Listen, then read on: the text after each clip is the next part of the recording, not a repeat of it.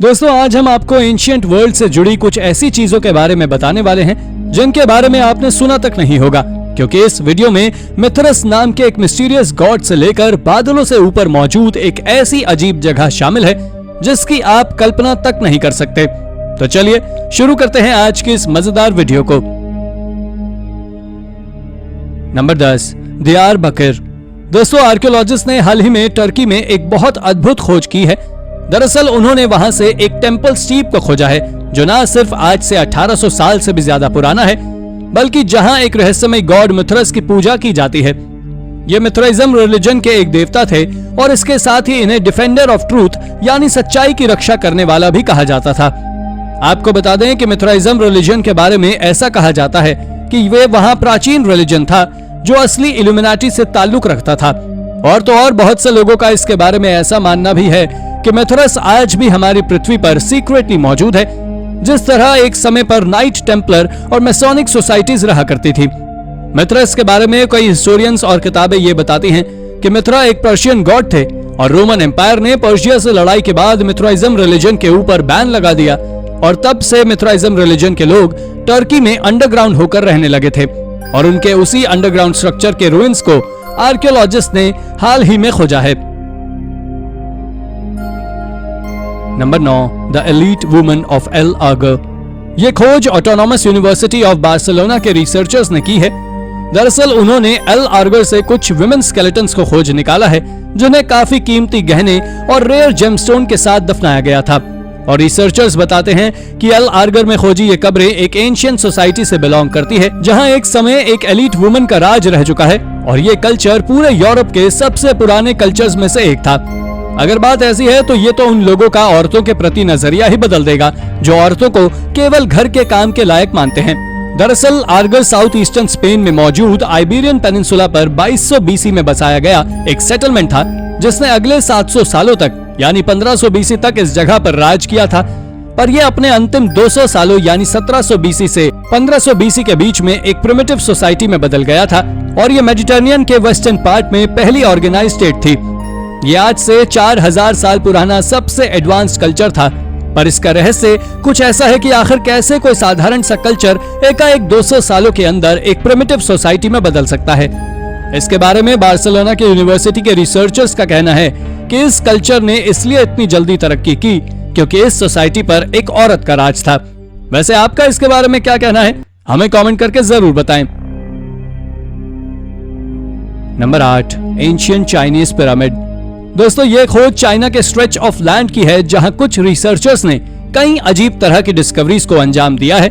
ये पूरा इलाका हिल रेंजेस से घिरा हुआ है और इसमें से कुछ area the great wall of China के अंडर में भी आता है और हाँ कुछ डिस्कवरीज तो ग्रेट वॉल ऑफ चाइना के करीब भी की गई हैं। दरअसल शुरुआत में जब इसके बारे में आर्कियोलॉजिस्ट की टीम ने जांच पड़ताल की तो उन्हें लगा कि हिस्सा भी the great wall of China का ही हिस्सा है, पर बाद में उन्हें पता लगा कि ये ग्रेट वॉल ऑफ चाइना का हिस्सा नहीं है बल्कि अपने आप में एक फोर्ट्रेस सिटी थी जिसका नाम शिमाओ है और ये सिटी करीब 10 किलोमीटर के एरिया में फैली हुई थी जो करीब 4300 साल पुरानी है। और तो और आर्कियोलॉजिस्ट ने यह भी पता लगाया है कि इस सिटी में करीब 70 मीटर ऊंचा एक पिरामिड आज भी है।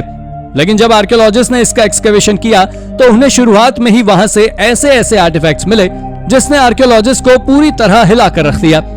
इसके साथ ही उस पिरामिड की दीवार के नीचे से भी आर्कियोलॉजिस्ट को 80 इंसानों के स्कल्स मिले थे जिनकी मिस्ट्री आज भी एक रहस्य ही है जो वाकई चौंकाने वाली खोज थी। Number 7, the lost Trypillia. दोस्तों यह सिविलाइजेशन असल में एक नियोलिथिक सिविलाइजेशन थी जिसे करीब 5500 बीसी के आसपास एस्टैब्लिश किया गया था और जो ईस्टर्न यूरोप के कई हिस्सों में कब्जा किए हुए थी जिसमें रशिया, मोल्डोवा और यूक्रेन भी शामिल थे। आपको जानकारी दे दें कि यह सिविलाइजेशन पॉपुलेशन के मामले में पूरे यूरोप का सबसे बड़ा सिविलाइजेशन था जिसकी जनसंख्या 20,000 से लेकर 46,000 के बीच थी। और अब जो मैं आपको बताने वाला हूँ उसे जानकर आप आश्चर्य में पड़ जाएंगे। दरअसल इस सिविलाइजेशन के लोग हर 60 से 80 साल के बीच में अपने बनाए स्ट्रक्चर्स को जला दिया करते थे, जिसके बाद वो ठीक उसी जगह पर एक नए स्ट्रक्चर का निर्माण करते थे जो काफी ज्यादा अजीब बात है। हालांकि जब इस बात का पता आर्कियोलॉजिस्ट को लगा तो उन्होंने इसके बारे में पता लगाने की बहुत कोशिश की कि सुसुटेनी ट्रिपिलियन सिविलाइजेशन के लोग ऐसा क्यों करते थे, पर वो आज तक सफल नहीं हो सके। इतना ही नहीं, इस सिविलाइजेशन ने अपने बहुत कम सबूत छोड़े हैं, जिसके कारण इसके बारे में पता लगाना और भी कठिन हो गया है। Number 6, the lost world in the clouds. दोस्तों, वेनेजुएला के घने जंगलों के बीच एक आइलैंड की सीरीज है जो बादलों के बीच मौजूद है।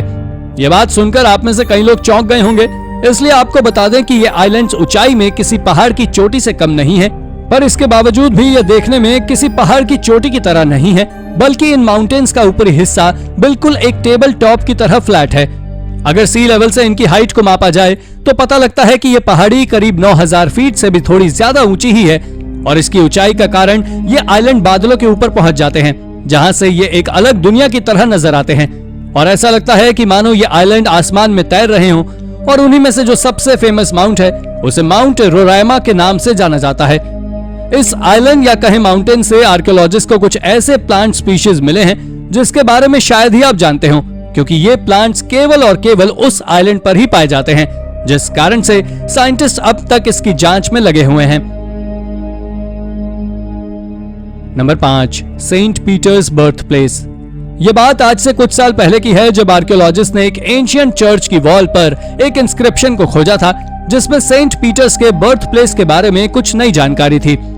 जिन्हें नहीं पता उन्हें बता दें कि ये सेंट पीटर जीसस क्राइस्ट के 12 अपोस्टल्स में से एक है, जिनके बारे में ऐसा कहा जाता है कि सेंट पीटर शुरुआत में एक फिशरमैन थे, लेकिन उसके बाद वो जीसस क्राइस्ट से जुड़े और अगले 3 सालों में ही वो जीसस क्राइस्ट के एक मंत्री बन गए, और इन्हीं ने ही सबसे पहली रोमन कैथोलिक चर्च का निर्माण कराया था।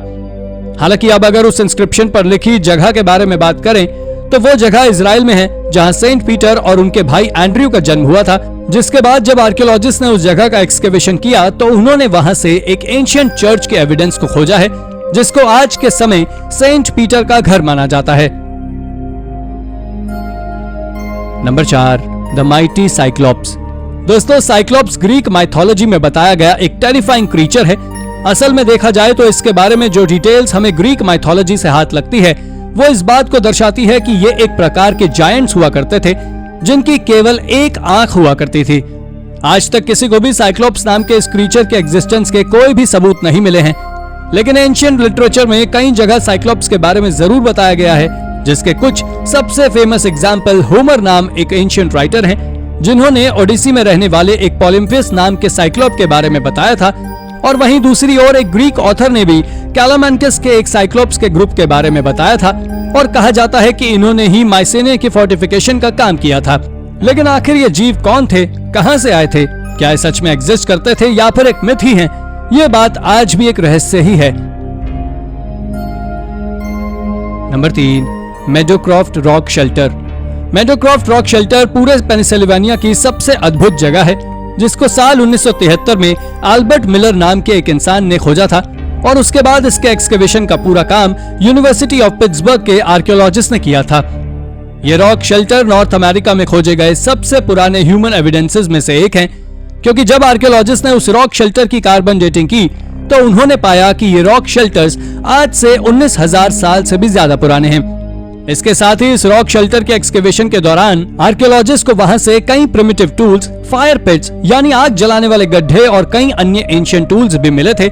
और तो और यहीं रहने वाले लोग 1000 साल के अंदर अंदर अलास्का की ओर माइग्रेट हो गए थे, क्योंकि जिस तरह के सबूत यहाँ से खोजे गए हैं ठीक उसी तरह के सबूत आर्कियोलॉजिस्ट को अलास्का से भी मिले हैं।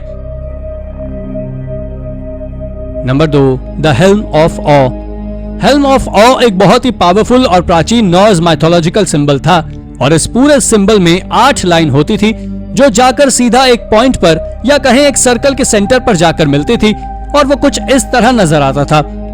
आपको बता दें कि यह सिंबल देखने में भले ही एक साधारण सिंबल की तरह था, लेकिन इसे लोग मैजिकल सिंबल मानते थे। इसके साथ ही बहुत से लोग इसे न केवल एक मैजिकल सिंबल मानते थे, बल्कि वो इसे सिंबल ऑफ पावर भी कहते थे। दोस्तों, इसके बारे में ऐसा माना जाता है कि प्राचीन समय के लोग इस सिंबल का सही तरीके से यूज कर राक्षसों और शैतानों को मार गिराते थे। वैसे इस सिंबल के लाइन के अंतिम छोर पर बना यह 3 लकीरों वाला सिंबल कहीं न कहीं हिंदू माइथोलॉजी के सबसे फेमस सिंबल त्रिशूल से भी मिलता जुलता है। Number 1, Nefertiti's tomb. नेफर्टिटी की टूम्ब के बारे में तो आप में से ज्यादातर लोगों को पता होगा कि इसे अब तक खोजा नहीं गया है, पर किंग टट्स की कब्र में एक वियर्ड सा दिखने वाला डोर है जो आज तक बंद है। दोस्तों, इसके बारे में इजिप्टोलॉजिस्ट और आर्कियोलॉजिस्ट का मानना है कि शायद उस दरवाजे के पीछे क्वीन नेफरटिटी की मम्मी हो सकती है। दरअसल आर्कियोलॉजिस्ट का ऐसा सोचना बिल्कुल भी गलत नहीं है, क्योंकि इसके पहले भी आर्कियोलॉजिस्ट किंग टट्स की कब्र के वेस्टर्न और नॉर्दर्न वॉल्स के पीछे से कई सारे बरियल चैम्बर्स को खोज चुके हैं। पर जब इजिप्टोलॉजिस्ट ने उस डोर की कार्बन डेटिंग की तो उन्हें पता लगा कि यह डोर 1323 बीसी में यानी कि तुतनखामुन की मौत के साथ ही बंद कर दिया गया था। उसके बाद इसके ऊपर प्लास्टर कर इसे पेंट कर दिया गया, लेकिन आखिर उस गेट के पीछे क्या है इसका अंदाजा आज भी किसी को नहीं है। तो दोस्तों, ये थी हमारी एक और इंटरेस्टिंग वीडियो। अगर आपको वीडियो पसंद आई हो तो इसे लाइक करें और हाँ, जाते जाते चैनल को सब्सक्राइब जरूर कर देना। Thank you for watching.